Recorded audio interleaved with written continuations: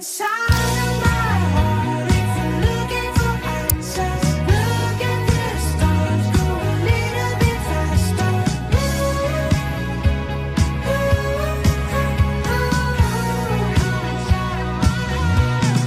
Come inside of my heart. If you're looking for answers, look at the stars. Go a little bit faster.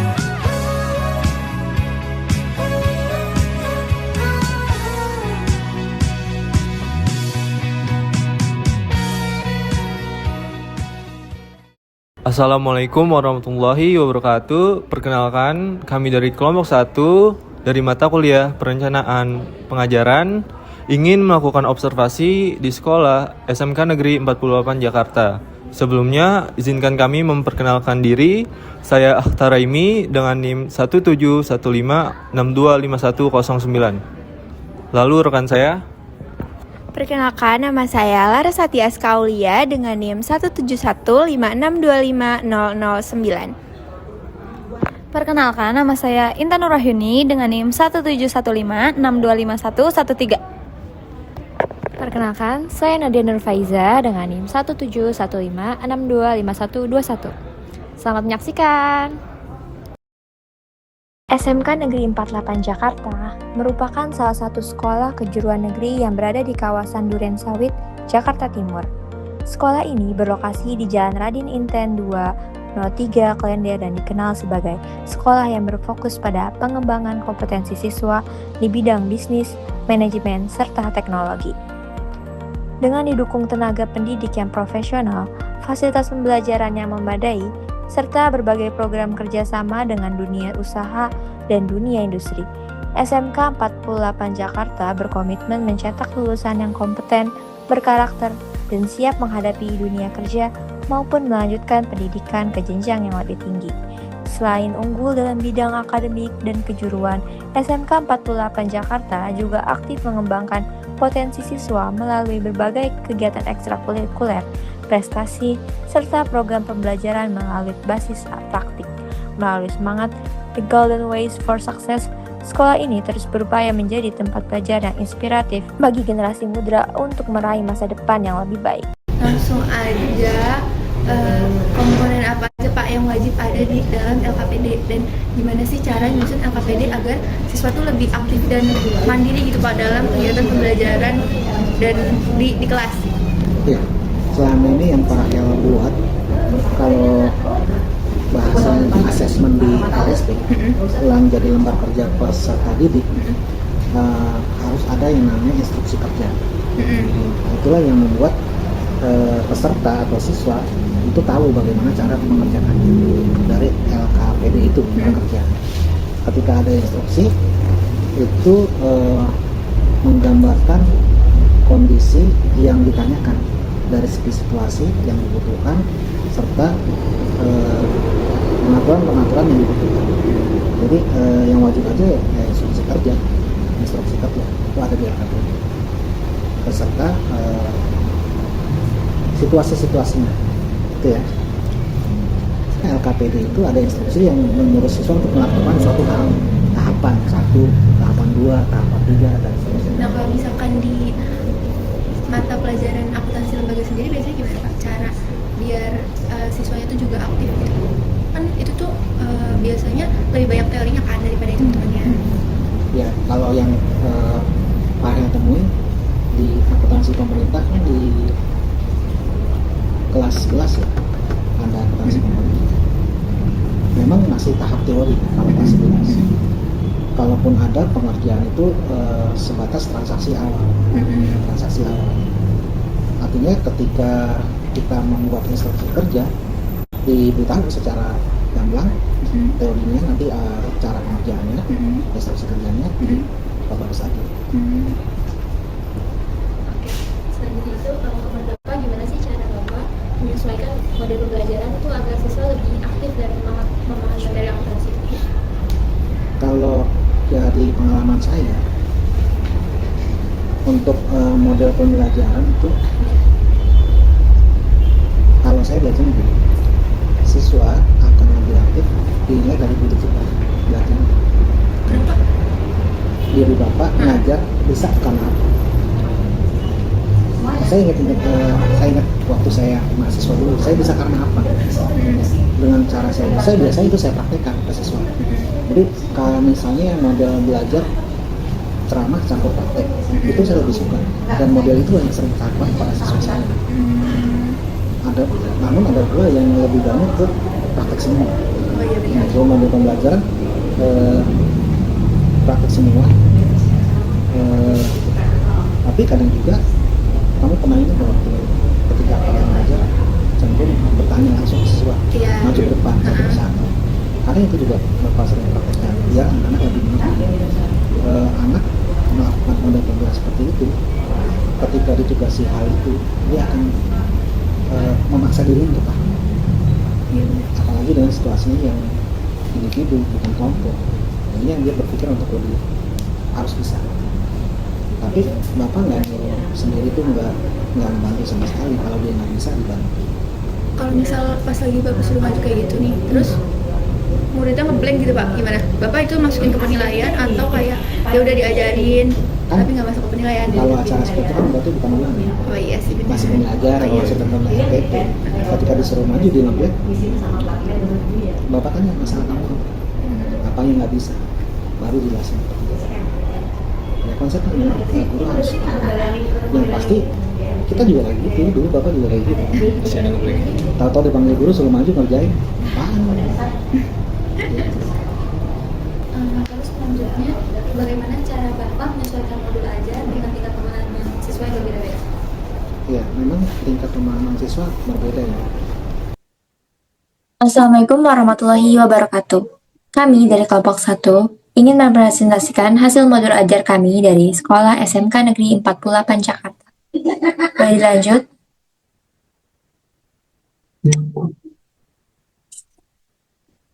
Terkait elemen 2 yaitu akuntansi lembaga instansi pemerintah yang disusun oleh saya sendiri yaitu Nadia Nurfaiza. Selanjutnya ada rekan saya. Saya Akhtar Raimi. Selanjutnya rekan saya. Saya Intan Nurwahyuni. Selanjutnya ada rekan saya. Dan saya Larasati SK Aulia. Oke, boleh lanjut. Nah, di sini ada kata pengantar. Boleh dilanjut.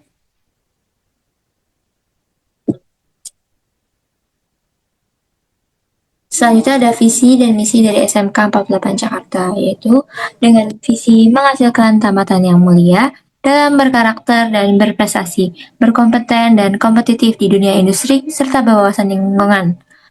Serta misinya yaitu mengembangkan nilai-nilai karakter pendidik dan peserta didik yang berbudi pekerti luhur, meningkatkan standar pendidik dan tenaga kependidikan yang memiliki kualifikasi akademik yang berkualitas, serta meningkatkan sarana dan prasarana pendidikan untuk meningkatkan prestasi peserta didik, dan seterusnya. Boleh dilanjut?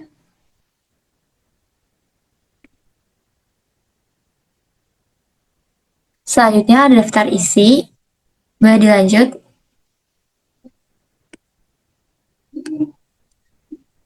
Selanjutnya akan dilanjutkan oleh rekan saya. Selanjutnya, yang pertama ada informasi umum yang dimana berisi dengan identitas modul. Identitas modul sendiri itu ada nama penyusun. Yang pertama ada Akhtar Raimi, yang kedua ada Intan Nurwahyuni, yang ketiga adalah Larasati Aulia, yang keempat ada Nadia Nurfaiza. Dengan institusi ke SMKN 48 Jakarta, jenjang SMK dan fase F, kelas 12 semester ganjil. Judul modul tersendiri adalah akuntansi dengan elemen akuntansi lembaga atau pemerintah. Alokasi waktunya itu 36 jumlah pertemuan setiap satu pertemuan. Jadi satu pertemuannya itu ada 45 menit dan jumlah pertemuannya itu ada 18 pertemuan dengan tahun pelajaran 2026 sampai 2027.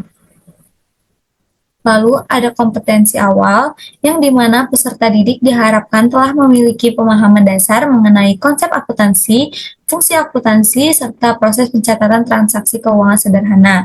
Selain itu, peserta didik mampu mengidentifikasi berbagai aktivitas ekonomi yang terjadi dalam suatu lembaga untuk penyajian keuangan yang akurat, sistematis, serta dapat dipertanggungjawabkan. Selanjutnya, ada dimensi profil kelulusan, yaitu ada keimanan dan ketakwaan terhadap Tuhan Yang Maha Esa, kewarganegaraan, penalaran kritis, kreativitas, kolaborasi, kemandirian, kesehatan, dan komunikasi. Selanjutnya, yang kedua, ada desain pembelajaran, yang dimana desain pembelajaran itu terdiri dari capaian pembelajaran.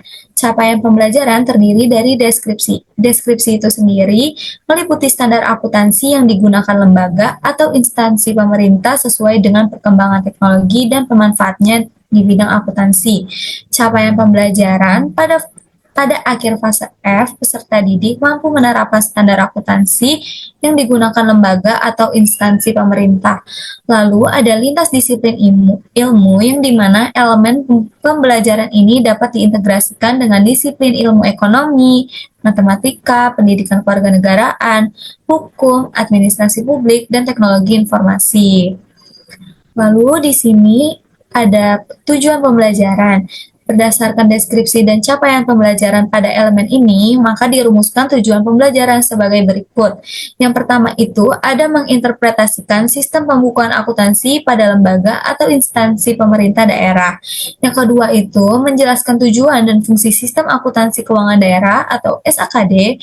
Yang ketiga menguraikan struktur laporan keuangan pemerintah daerah atau LKPD. Yang keempat menceritakan peran dan tugas PPK SKPD dan bendahara SKPD dalam pengelolaan keuangan daerah. Yang kelima, mengategorikan dokumen-dokumen sumber yang digunakan dalam akuntansi SKPD berdasarkan fungsi dan jenis transaksinya, serta yang lain-lainnya.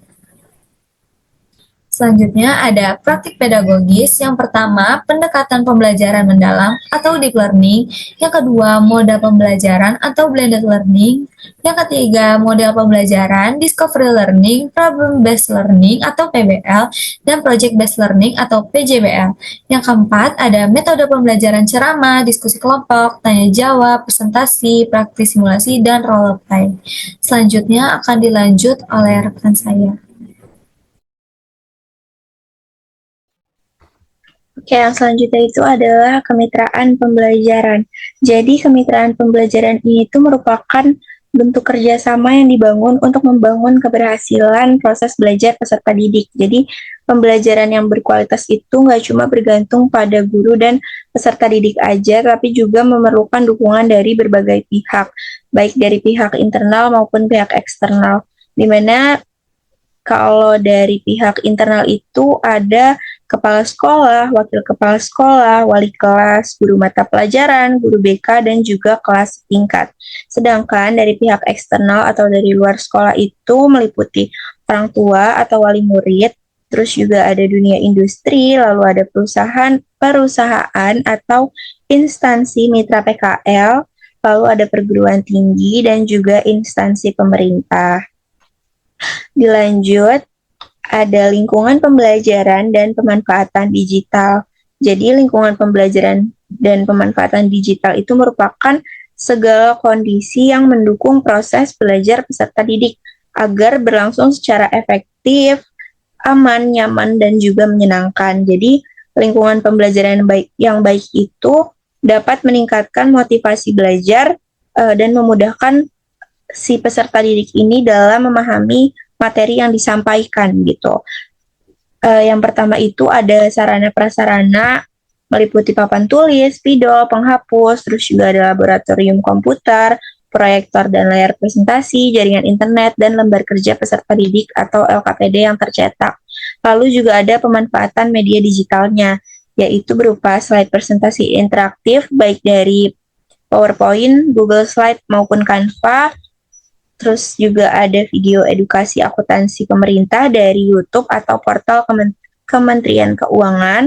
Lalu ada aplikasi spreadsheet atau Microsoft Excel atau Google Sheet untuk simulasi jurnal. Terus juga ada portal portal resmi dari kemenkeu.go.id atau bpk.go.id atau djpk.kemenkeu.go.id. Selanjutnya adalah pemahaman bermakna. Jadi, pemahaman bermakna ini merupakan hasil belajar yang diharapkan dapat dimiliki peserta didik setelah mengikuti proses pembelajaran. Dalam pembelajaran akuntansi lembaga atau instansi pemerintah kan peserta didik itu nggak cuma dituntut untuk menghafal konsep ataupun prosedurnya aja, tetapi juga memahami alasan dan tujuannya serta manfaatnya dari proses-proses yang dilakukan dalam siklus akuntansi pemerintahan. Di sini ada beberapa penjabarannya, boleh di scroll. Lalu ada pertanyaan pemantik. Jadi pertanyaan pemantik ini singkatnya adalah pertanyaan yang digunakan untuk membangun rasa ingin tahu para peserta didik sebelum memasuki rangkaian inti pembelajaran gitu. Jadi pertanyaan ini tuh dirancang untuk merangsang kemampuan berpikir kritis, menghubungkan pengetahuan awal dengan materi yang akan dipelajari, serta mendorong peserta didik nih untuk aktif mencari jawaban melalui proses pembelajaran gitu. Nah, di sini ada masing-masing pertanyaan pemantik dari masing-masing bab yang ada di modul kita. Ini ada 5 bab dan memiliki masing-masing pertanyaan pemantiknya gitu. Lalu ada persiapan pembelajaran. Jadi persiapan pembelajaran ini merupakan tahap yang sangat penting, tahap awal yang sangat penting untuk memastikan proses pembelajaran itu berjalan dengan baik dan mencapai tujuan yang telah ditetapkan. Jadi persiapan yang matang itu akan membantu guru mengelola pembelajaran itu secara lebih terstruktur, efektif, dan juga sesuai dengan kebutuhan peserta didiknya. Nah, di sini tuh ada beberapa tahapan dalam persiapan pembelajaran, kayak menyiapkan perangkat ajar berupa modul ajar seperti yang kita buat pada saat ini, terus juga menyiapkan media pembelajaran berupa laptop, LCD, dan lain-lainnya, terus juga menyiapkan slide presentasi kayak tadi dari Canva ataupun PowerPoint, terus menyiapkan LKPD, terus juga mempersiapkan contoh dokumen sumber akuntansi pemerintahan. Boleh dilanjut. Lalu ada mempersiapkan studi kasusnya, memastikan ketersediaan sarana dan prasarananya itu mumpuni, terus juga melakukan asesmen diagnostik awal, menyusun skenario, dan lain-lain. Kita lanjut ke kegiatan pembelajaran. Nah, kegiatan pembelajaran ini terdiri dari 3 kegiatan, yaitu kegiatan pendahuluan, kegiatan inti, dan juga kegiatan penutup. Di mana masing-masingnya itu kegiatan pendahuluan terdiri dari 15 menit, lalu kegiatan inti itu ada di 65 menit, dan kegiatan penutup ada di 10 menit. Jadi, karena kita ada 18 kali pertemuan, dan seperti yang sudah dijelaskan tadi di awal, kita ada 90 menit per pertemuan, jadi dibagi seperti berikut, itu ada 15, 65, dan 10. Di sini juga ada rinciannya. Jadi kegiatan pendahuluannya itu diisi dengan beberapa pertanyaan pemantik dan guru mempersiapkan segala macam kebutuhannya. Lalu di kegiatan inti, itu guru mulai menyampaikan materi yang akan diajarkan dan juga melakukan praktiknya gitu. Lalu di kegiatan penutup, guru juga melakukan refleksi dan memberikan kesempatan kepada para peserta didik untuk mengajukan beberapa pertanyaan, dan juga guru itu di akhirnya akan memberikan penguatan dan motivasi kepada peserta didik atas materi yang disampaikannya gitu.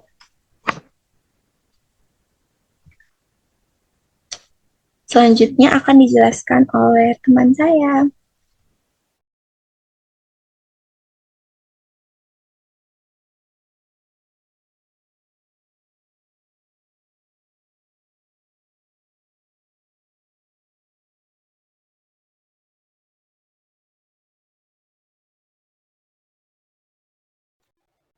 Baik, selanjutnya ada asesmen.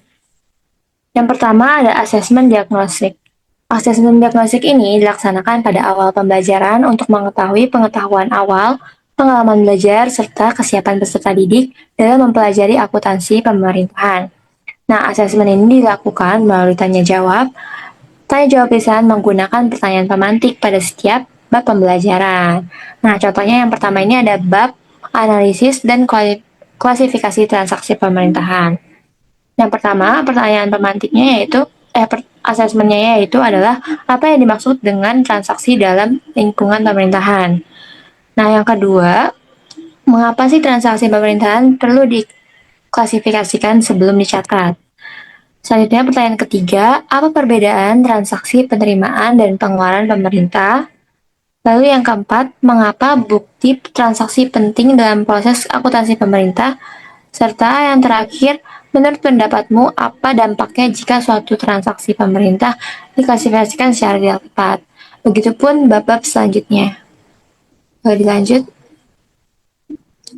Nah, yang kedua ada asesmen formatif.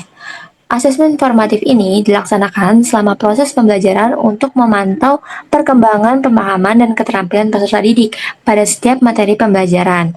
Nah, asesmen ini dilakukan melalui kegiatan observasi, penyelesaian LKPD, presentasi hasil diskusi, penugasan individu maupun kelompok, serta analisis studi kasus dan praktik penyelesaian siklus akuntansi pemerintah.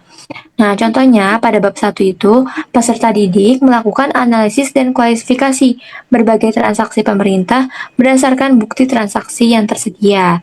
Nah, pada bab 2-nya, peserta didik berlatih untuk mencatat transaksi ke dalam jurnal akuntansi pemerintahan sesuai dengan ketentuan yang berlaku, serta bab-bab selanjutnya. Boleh dilanjut? Yang ketiga ada asesmen sumatif. Nah, asesmen sumatif ini dilaksanakan pada akhir pembelajaran untuk mengukur ketercapaian tujuan pembelajaran peserta didik secara menyeluruh. Asesmen ini dilakukan melalui tes tertulis berupa soal pilihan ganda, isian, dan uraian yang mencakup materi analisis dan klasifikasi transaksi pemerintahan, pencatatan transaksi, serta jurnal pemerintahan, posting ke buku besar, dan juga penyusunan neraca saldo, penyusunan laporan keuangan pemerintahan, serta siklus akuntansi pemerintahan. Nah, selain tes tertulis, peserta didik juga diberikan nih tugas praktik dan studi kasus yang mengintegrasikan seluruh tahapan siklus akuntansi pemerintah. Oke, boleh dilanjut? Selanjutnya ada remedial dan pengayaan. Yang pertama ada pengayaan. Nah, program pengayaan ini diberikan kepada peserta didik yang telah mencapai ketuntasan belajar dengan nilai di atas KKM yaitu 85.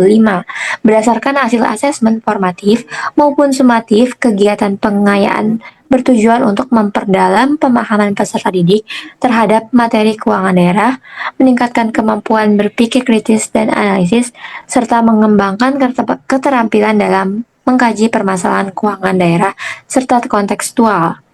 Nah, bentuk kegiatan pengayaan yang diberikan itu contohnya yang pertama ada peserta didik melakukan analisis terhadap laporan keuangan pemerintah daerah yang diperoleh dari sumber resmi seperti website BPK atau pemerintah daerah yang setempat.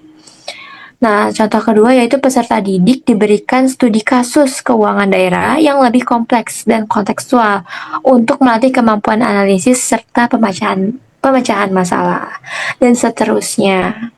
Selanjutnya, yaitu ada remedial. Nah, program remedial ini diberikan kepada peserta didik yang belum mencapai ketentuan belajar dengan nilai di bawah KKM, yaitu 75, atau masih mengalami kesulitan dalam memahami materi pembelajaran berdasarkan hasil asesmen yang telah dilaksanakan. Kegiatan remedial ini bertujuan membantu peserta didik mencapai kompetensi yang diharapkan melalui penguatan konsep, yaitu pendampingan belajar dan latihan yang sesuai dengan kebutuhan peserta didik. Bentuk kegiatan remedial yang diberikan yaitu contohnya, guru memberikan pembelajaran ulang terhadap materi yang belum dipahami peserta didik. Gitu. Yang kedua, peserta didik mengerjakan soal remedial dengan tingkat kesulitan serta setara atau sedikit lebih rendah gitu daripada sebelumnya untuk mengukur kembali pemahaman konsep peserta didik. Nah, contoh yang terakhir yaitu guru memberikan pendampingan belajar secara individu maupun dalam kelompok kecil agar peserta didik ini memperoleh bimbingan yang lebih intensif dan seterusnya. Dan lanjut. Nah, selanjutnya ini ada refleksi siswa dan guru. Yang pertama ada refleksi peserta didik. Nah, refleksi peserta didik ini dilakukan untuk mengetahui tingkat pemahaman, keterampilan, dan sikap yang telah berkembang gitu selama proses pembelajaran peserta didik dapat memberikan ketanggapan terhadap beberapa pertanyaan. Contohnya, sejauh mana sih Anda memahami sistem dan kerangka hukum yang mengatur keuangan daerah serta setelah mengikuti pembelajaran. Terus yang kedua, gimana pemahaman Anda tentang peran dan tugas SKPD, SKPKD, PPK, SKPD, serta bendara dalam pengelolaan keuangan daerah. Dan selanjutnya, jadi lanjut. Nah, yang terakhir ada refleksi guru. Nah, refleksi guru ini dilakukan sebagai bahan evaluasi untuk mengetahui efektivitas proses pembelajaran, serta merencanakan tindak lanjut yang diperlukan beberapa aspek yang dapat direfleksikan oleh guru. Nah, meliputi apa aja sih? Yang pertama, apakah 18 pertemuan yang telah dirancang ini dan dilaksanakan sudah cukup efektif untuk mencapai seluruh tujuan pembelajaran yang ditetapkan. Nah, selanjutnya juga ada pertemuan atau materi manakah yang paling menantang gitu bagi peserta didik dan faktor apa yang menyebabkan kesulitan tersebut. Nah, yang terakhir juga ada bagaimana tingkat keterlibatan dan partisipasi keaktifan peserta didik selama proses pembelajaran itu berlangsung dan seterusnya. Boleh dilanjut? Oke, selanjutnya di sini ada alur tujuan pembelajaran atau yang bisa disebut dengan ATP. Dalam ATP ini terdapat elemen capaian pembelajaran konten, tujuan pembelajaran, kode ATP, lokasi waktu, dan kelas atau semesternya. Dalam elemen ini, kami membahas akuntansi keuangan lembaga dengan capaian pembelajaran yaitu peserta didik mampu menerapkan standar akuntansi yang digunakan lembaga atau instansi pemerintah. Nah, contoh konten pertama yaitu ada sistem keuangan daerah nih, di mana tujuan pembelajarannya yaitu menginterpretasikan sistem pembukuan akuntansi pada lembaga atau instansi pemerintah daerah. Yang kedua yaitu menjelaskan tujuan dan fungsi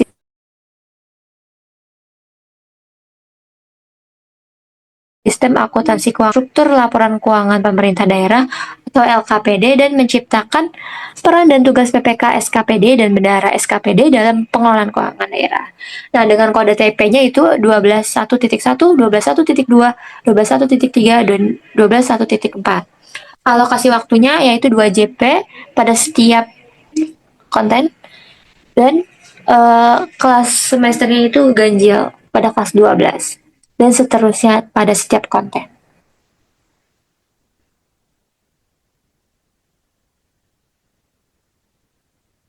Nah, baik, selanjutnya yaitu ada perhitungan minggu efektif.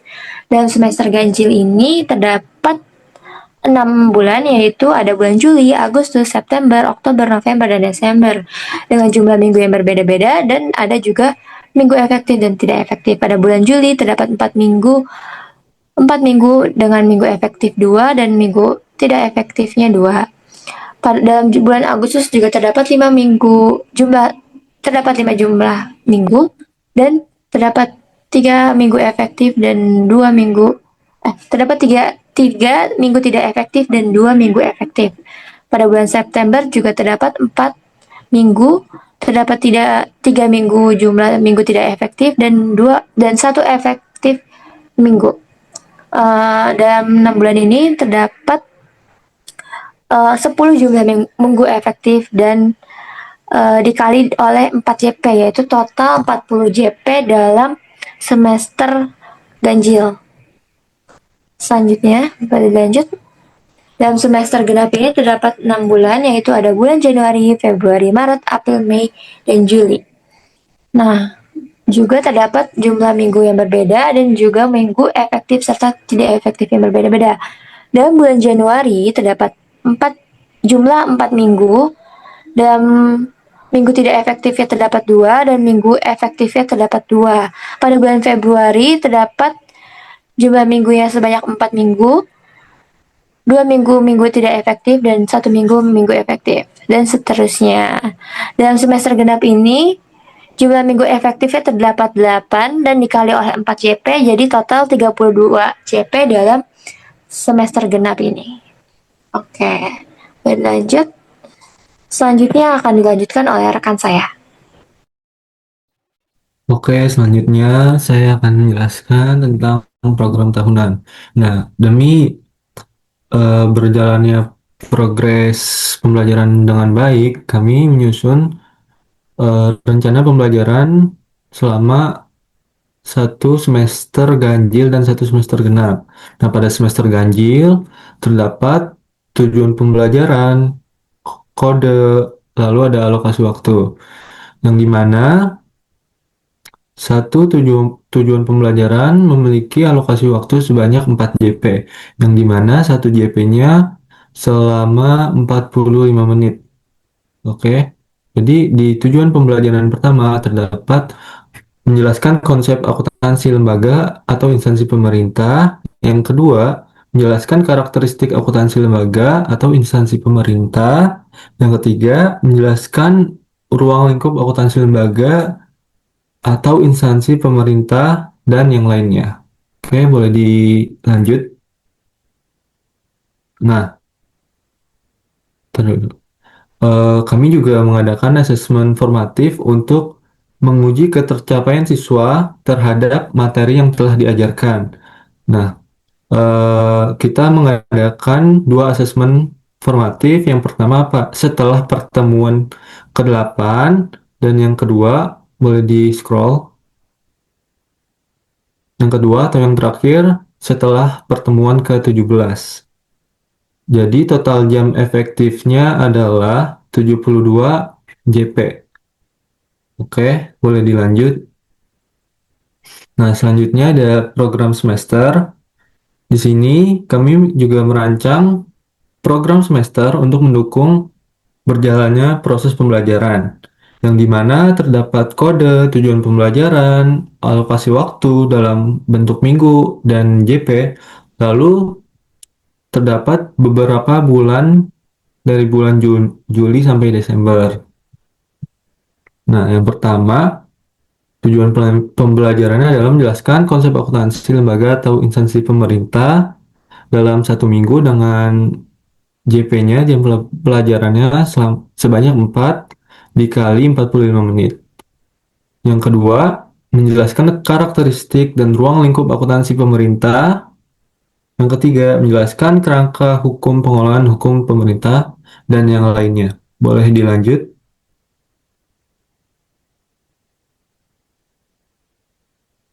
Oke, lanjut.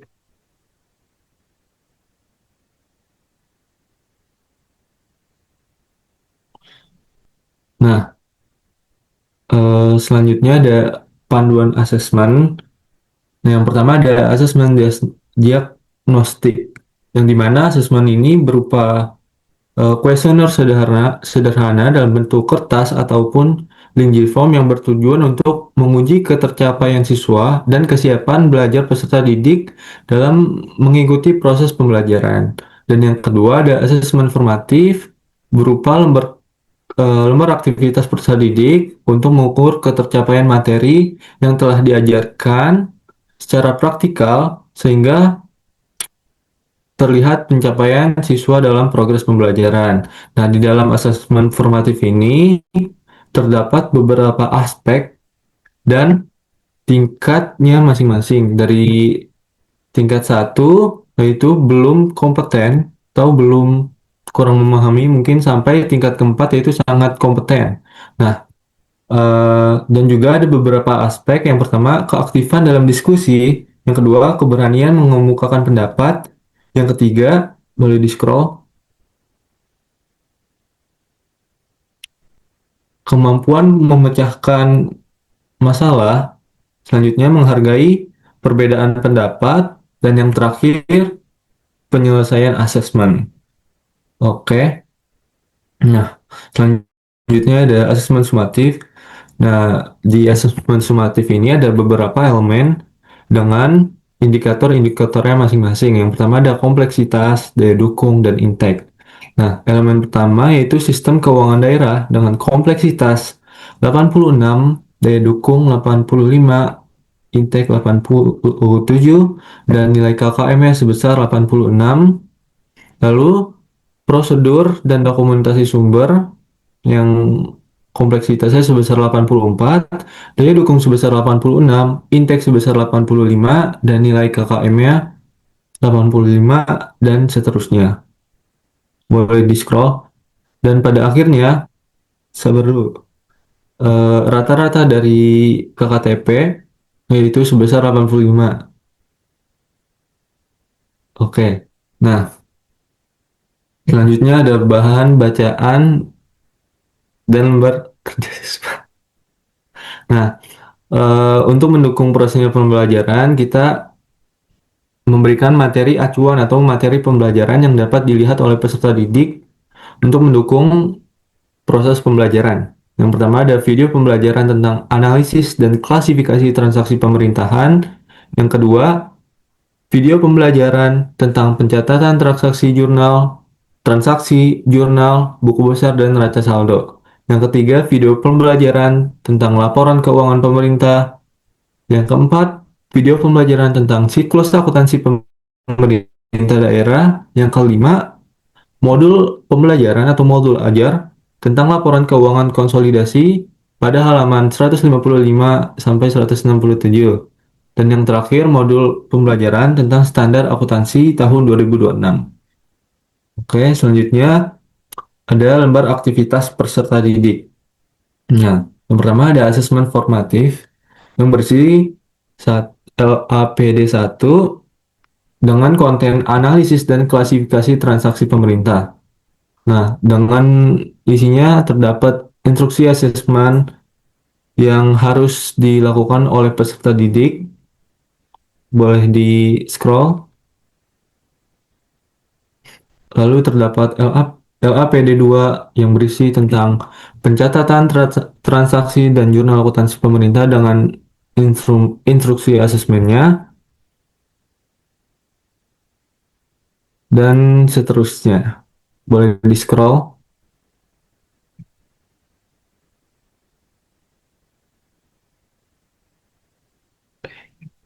Oke, selanjutnya ada asesmen sumatif. Nah, di sini di dalam asesmen sumatif berisi berupa latihan soal untuk menguji peserta didik atas ketercapaiannya dalam mata pelajaran akuntansi keuangan lembaga yang terdiri dari 30 soal, 25 soal pilihan ganda, dan 5 soal esai.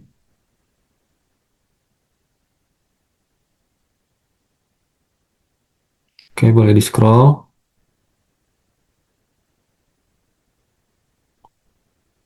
Nah, dan yang ketiga ada implementasi project based learning.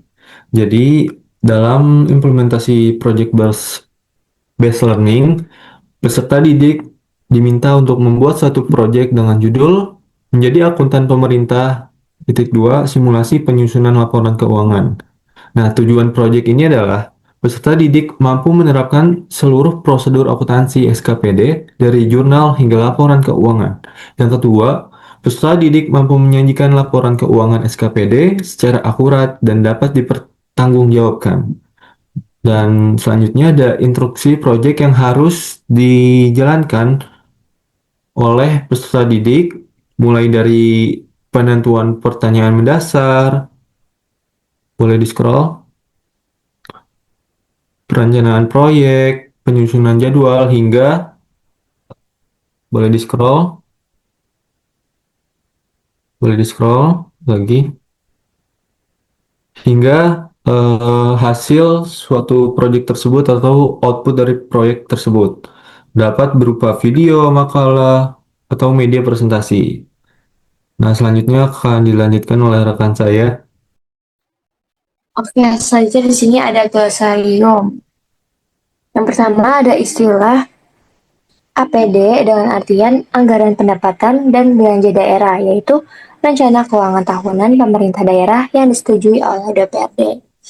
Yang kedua ada APBDes, yaitu dengan artian anggaran pendapatan dan belanja desa, yaitu rencana keuangan tahunan pemerintah desa. Selanjutnya ada istilah CALK dengan artian catatan atas laporan keuangan, yaitu laporan yang memberikan penjelasan rinci mengenai informasi dalam laporan keuangan pemerintah.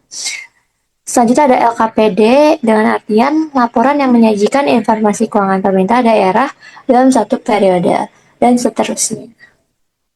Oke, boleh dilanjut.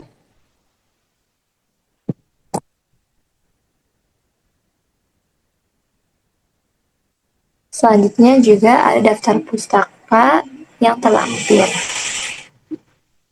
Oke, baik.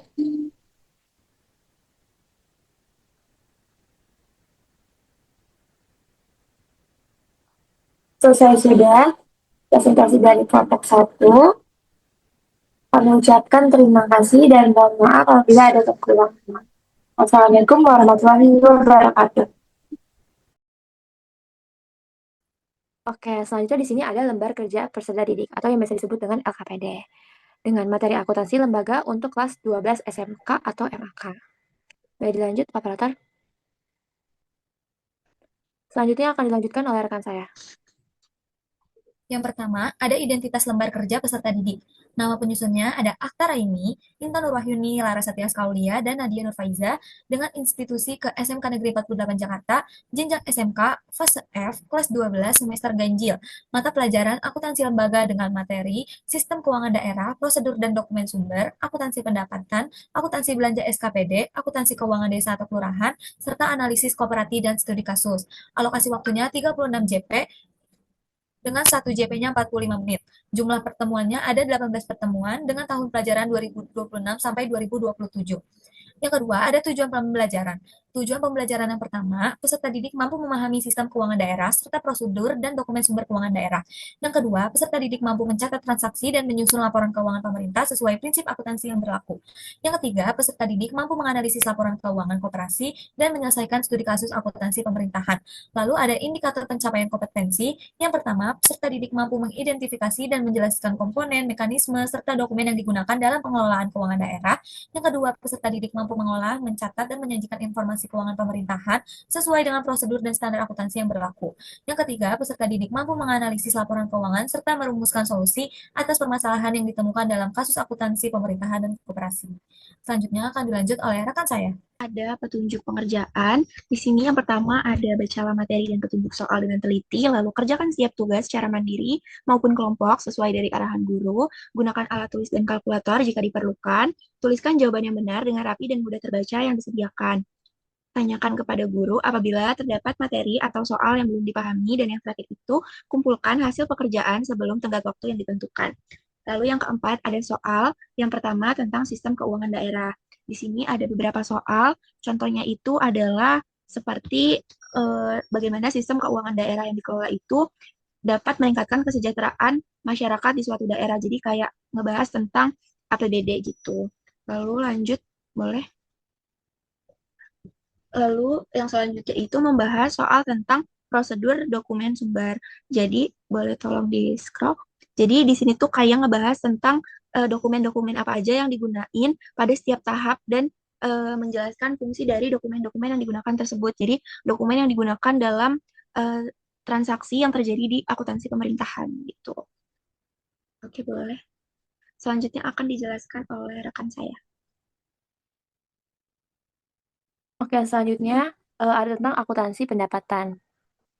Nah, di sini contohnya itu ada sebuah perusahaan yang memiliki pajak, restribusi daerah, hasil pengelolaan kekayaan daerah, dana alokasi umum dan alokasi khusus dan hibah. Nah, dana ini pada akhir tahun akan diminta untuk pencatatan pelakuan akuntansinya terhadap masing-masing jenis pendapatan, analisis perbedaan pengakuan pendapatan berbasis kas, akrual ataupun sebagainya, dan jelaskan pula dampak tunggakan pajak keterlambatan transfer. Nah, seperti itu contohnya. Boleh dilanjut?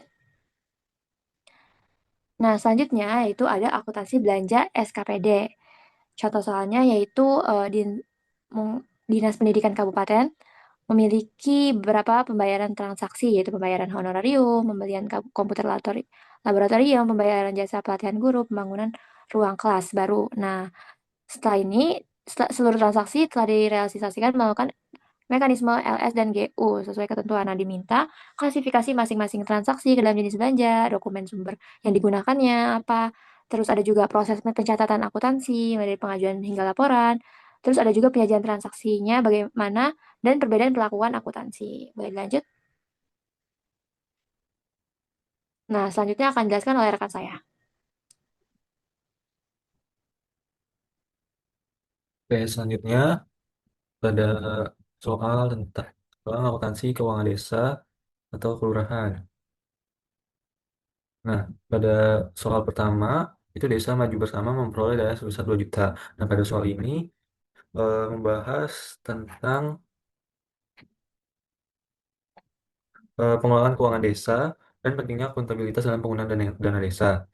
Nah, lalu pada soal yang kedua, boleh di-scroll. Hmm. Soal kedua ini membahas tentang hasil audit yang menemukan berbagai permasalahan dalam pengelolaan keuangan, seperti belanja fiktif, bukti transaksi yang tidak lengkap, keterlambatan, dan kurangnya transparansi pada masyarakat. Nah, melalui kasus ini, siswa atau peserta didik dapat memahami bentuk-bentuk pelanggaran yang dapat terjadi, dampak yang ditimbulkan, risiko yang dihadapi pemerintah desa, serta pentingnya penerapan sistem pengendalian internal dan tata kelola yang baik untuk meningkatkan kepercayaan masyarakat terhadap pemerintah desa. Oke, boleh di next. Nah, selanjutnya ada analisis kooperasi dan studi kasus. Agar peserta didik merasa lebih dekat dengan kejadian di lapangan, kami membuat studi kasus tentang yang pertama, SKPD Pertanian merupakan salah satu dinas di Kabupaten Karanganyar. Nah, bentar. Nah, pada soal ini difokuskan pada tahapan pengelolaan keuangan desa, mulai dari perencanaan, pelaksanaan, penatausahaan, pelaporan, hingga pertanggungjawaban. Nah, selain itu, di dalam soal ini dibahas juga prosedur yang harus dilakukan apabila terjadi perubahan anggaran akibat kondisi yang tertentu, seperti bencana alam, serta dokumen-dokumen yang diperlukan dalam setiap tahapan pengelolaan keuangan desa. Nah, oke, boleh di next slide. Nah, pada soal kedua, nah di sini ada dua macam soal. Yang pertama, pada tanggal 9 April 2015, SKPDN menerima ATK dan supplier senilai 5 juta yang dibuktikan dengan berita acara serah terima barang. Nah, pada soal ini dibahas mengenai pencatatan transaksi pada SKPD, benar? Kesehatan Kabupaten Kuantan Singingi, dan materi ini menitik beratkan pada penyusunan jurnal akuntansi berdasarkan basis akrual untuk laporan operasional dan neraca serta pencatatan pada laporan realisasi anggaran. Nah, selain itu, soal ini juga membandingkan pelakuan akuntansi berdasarkan ketentuan Permendagri nomor 64 tahun 2003 dan Permendagri nomor 13 tahun 2006 yang terdapat pada soal kedua, yang B. Oke, boleh di next. Nah, pada soal ketiga tentang pemerintah Kabupaten Jaya pada bulan Januari 2019 melakukan transaksi sebagai berikut. Nah, di soal ini peserta didik dapat memahami penerapan akuntansi pemerintahan daerah mulai dari penganggaran, pencatatan transaksi, penyusunan jurnal hingga pengelolaan kas sesuai dengan peraturan yang berlaku dengan acuan transaksi-transaksi yang terjadi dari tanggal 1 bulan Januari sampai tanggal 27 bulan Januari. Nah, dari transaksi di atas boleh di next slide. Eh, boleh ke atas lagi. Agak kurang ke atas, sorry. Nah, dari transaksi di atas, para peserta didik diminta untuk mencatat transaksi pada buku kas umum dengan menggunakan sistem pencatatan atau pembukuan tunggal. Nah, pada soal keempat, terdapat soal tentang neraca SKPD yang terdata pada tanggal 31 Desember 2014. Nah, soal ini eh, membahas tentang pencatatan neraca SKPD, boleh di-scroll, lalu ditambah dengan transaksi-transaksi yang tercantum, boleh di-scroll, lagi. Nah, dengan agak ke atasan, sorry. Nah, dengan tujuan untuk membuat persamaan dasar akuntansi dengan mencatat transaksi-transaksi yang terjadi pada SKPD Dinas Perindustrian selama bulan Januari 2017. Oke, selanjutnya akan dilanjut oleh rekan saya. Oke, selanjutnya di sini ada lembar jawaban LKPD, akuntansi lembaga instansi pemerintahan. Nah, di sini siswa dapat menyantumkan nama, kelas, nomor absen, kelompok. Dan juga selanjutnya di sini ada jawaban-jawaban dari setiap materinya, yaitu yang pertama ada sistem keuangan daerah, terus jawaban soal nomor 1, jawaban nomor 2, dan juga selanjutnya ada prosedur dan dokumen sumber. Siswa dapat menyantumkan pada kolom yang tersedia, dan seterusnya. Dari lanjut, operator. Dan di sini ada tabel jawaban pula. peserta didik. Nah, peserta didik dapat mencantumkan hasil dari materi yang sudah dipelajari. Peserta didik dapat menjelaskan terkait materi yang sudah diberikan. Baik, boleh dilanjut? Boleh dilanjut? Oke, selesai sudah presentasi dari kelompok 1. Terima kasih telah menyaksikan. Mohon maaf apabila ada kekurangan. Wassalamualaikum warahmatullahi wabarakatuh.